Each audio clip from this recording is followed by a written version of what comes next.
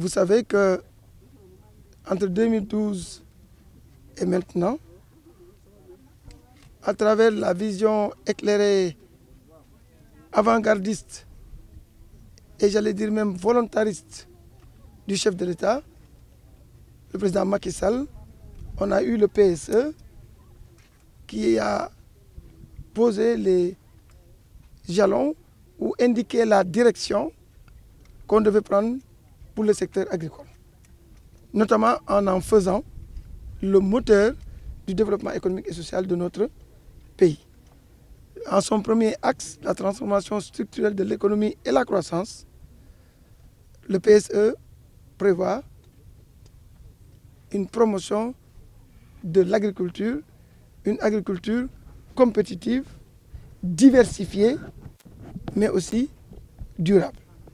Et c'est ainsi que des objectifs ont été fixés à la fois pour l'agriculture pluviale, pour des filières comme l'arachide et le riz, mais aussi pour les cultures horticoles, notamment l'oignon, la pomme de terre, et ainsi que les fruits et les légumes qui sont destinés à l'exportation. On est passé de 2012 à maintenant de 56 000 tonnes à un pic de 122 000 tonnes en 2019 et 120 000 tonnes maintenant pour les exportations.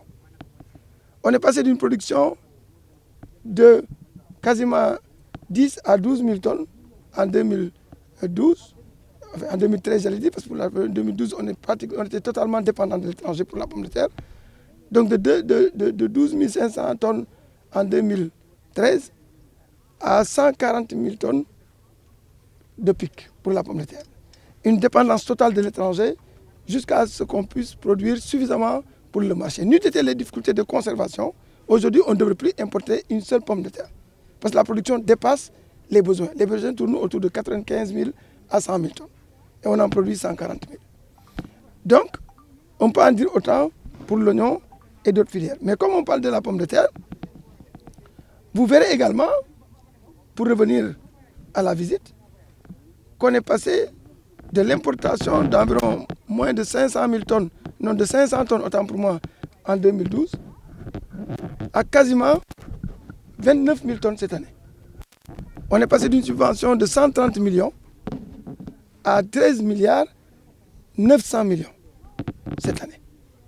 C'est beaucoup d'argent. C'est vrai qu'il y a une partie autour de 8 000 tonnes, 8 500 tonnes de semences locales. Ce qui a aidé même à réduire le coût. Si toutes ces semences étaient importées, on arriverait peut-être à 16 ou 17 milliards. Pourquoi je dis ça? C'est pour justifier un peu l'intérêt que nous avons pour la production locale de semences. Parlant de la production destinée à la consommation, je l'ai dit, on est très confortable. Et ce qu'on a vu ici nous permet d'être particulièrement rassurés encore une fois cette année. Parce qu'ici seulement, sur l'objectif de 145 000 tonnes qui était fixé pour cette campagne, on aura ici seulement 85 000 tonnes. Donc ce groupe, à lui seul, fera 60%, on va dire plus exactement 58% de la production nationale de pommes de terre cette année proviendra de ce site. Et les chambres froides, pour les garder, sont disponibles. Donc ça veut dire qu'on est sécurisé. Et si vous estimez que, si on estime la production ou le besoin mensuel en pommes de terre au Sénégal de 10 000 tonnes, vous voyez que donc, on sera très confortable. Et parce que là, les petits producteurs, on n'a pas encore pris en compte dans la zone de Niayes, qui viendront, je le pense fortement, 000 à 60 000 tonnes. En tout cas, la production, on attend, ça a démarré timidement, mais à partir des semences mises en place, à partir des superficies estimées, nous pensons qu'on devrait être au moins entre 40 000 et 60 000 tonnes des Niayes. Donc, c'est dire qu'on est tout à fait rassuré par rapport à l'atteinte des objectifs qui étaient fixés cette année, fixés dans la stratégie de souveraineté alimentaire, qui a été élaborée pour la période 2024-2028. Donc ça, c'est un élément d'information que nous avons eu en visitant le site ou la ferme de Swami Agri. J'étais en train de parler semences. Mais pour terminer pour la production, vous savez que cette production ne peut pas être consommée en même temps. Je vous ai dit que la consommation est de 10 000 tonnes par mois. Ils avaient 7 chambres froides, dont une à Diamniadio. Ils sont en train d'en construire une 8e. Donc, on est également rassuré pour la conservation, pour le cadre de la pomme de terre. Donc, si les efforts attendus du secteur privé sénégalais, qui a démarré des projets dans la zone des Niayes, arrivent à être réalisés, on peut dire que pour cette année, on devrait pouvoir couvrir 12 mois sur 12 avec la pomme de terre. En tout cas, on a espoir. Il suffit qu'il y ait un petit plus par rapport à l'existant ici pour qu'on y arrive. Donc ça, il fallait le voir. Et qu'est-ce qui explique ces performances aussi enregistrées durant ces années? Exactement, ces performances enregistrées, c'est d'abord la vision. C'est la volonté du chef de l'État de développer l'horticulture. Entre autres filières, la filière oignon et la filière pomme de terre. Il l'a montré pas seulement avec la vision, en accompagnant par le financement, à travers la subvention de l'État. Une subvention sans précédent. Ainsi qu'au niveau du matériel agricole. Ainsi que le renforcement des capacités qui a été demandé aux services techniques et qui l'ont assuré. Aujourd'hui, n'importe quel producteur dans la zone de Niayes peut vous apprendre à faire une production correcte de pommes de terre.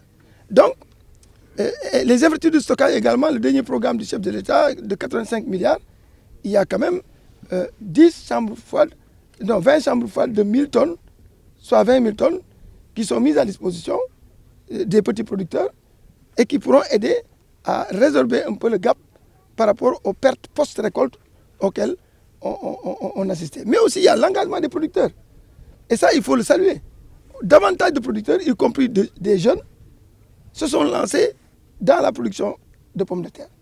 Aujourd'hui, vous allez dans les Niayes, une ferme d'1 hectare, vous y trouvez au moins 5 à 6 actifs et à la récolte et à la commercialisation, ils s'en sortent. Je prends à témoin les producteurs qui sont autour de moi. Si on arrive à faire une marge nette entre 3 750 000 à 4 millions pour 1 hectare de pommes de terre, pour un coût d'investissement, en tout cas un coût de production qui ne dépasse pas le million, on ne peut pas ne pas dire que la filière pomme de terre est rentable. Donc, c'est pourquoi c'est en train de constituer une solution pour l'emploi des jeunes, notamment dans la zone des Niayes, parce que c'est une filière très compétitive. Donc, voilà quelques éléments qui expliquent le résultat auquel on est arrivé. Donc, mais si on veut sécuriser ce résultat, il faut sécuriser sa base, le premier intrant agricole, qui est la semence. Aujourd'hui, je vous ai dit, ces montants faramineux que l'État met en place pour importer de la semence. Alors, c'est une fuite de devises. Ça contribue à déséquilibrer notre balance commerciale, mais surtout, ça expose la filière ici au Sénégal. Parce qu'on a vu la Covid. La Covid est arrivée un 2 mars 2020 au Sénégal. Mais il suffisait qu'elle arrive un 2 octobre 2019 pour qu'on n'ait pas de pommes de terre, de campagne de pommes de terre du tout. Parce que tous les pays s'étaient barricadés, les exportations n'étaient pas autorisées, les bateaux étaient à l'arrêt, donc on n'allait pas avoir de semences. Donc on n'allait tout simplement pas faire de la pomme de terre. Donc, il faut, sans compter le coût, le renchérissement des semences en fonction de la situation dans les zones de production. Vous allez en Hollande, il suffit qu'il y ait un coup de chaleur, une campagne qui est un peu affectée, il y aura moins de semences, le coût augmente et ça se renchérit également ici au Sénégal. Donc, c'est pourquoi l'État a décidé, le ministère de l'Agriculture, le ministre Samba Ndiobé-Ka est en train de particulièrement insister pour la concrétisation de ce programme de constitution d'un capital semencier pour la pomme de terre. On a bien commencé parce que 6 variétés ont été déjà homologuées, 8 sont en cours de test pour l'homologation et ça a permis de lancer la production. Donc cette année, on attend ici, certes 85 000 tonnes de pommes de terre destinées à la consommation, mais on attend 14 000 tonnes de semences, dont les 9 000 seront destinées à la production de Swami Agri, la société elle-même, et 5 000 qui pourront être utilisés l'année prochaine par les producteurs locaux. Donc, on voudrait vraiment saluer cette initiative et dire qu'on devrait continuer pour que sous peu, on arrive avant le terme de la nouvelle stratégie de souveraineté alimentaire, qu'on arrive à une autosuffisance en semences. Un dernier point important qui nous a amené, c'est également d'encourager le partenariat ou la collaboration entre l'agribusiness et les petits producteurs. On a vu ici qu'un business sous diverses formes peut être mené entre Swami Agri, qui a montré toute sa disponibilité, et les petits producteurs de Niayes. Un, à travers la fourniture de semences. Ils peuvent produire ici des semences, les mettre à leur disposition, leur donner de l'engrais, mais aussi préfinancer leur campagne et racheter la production.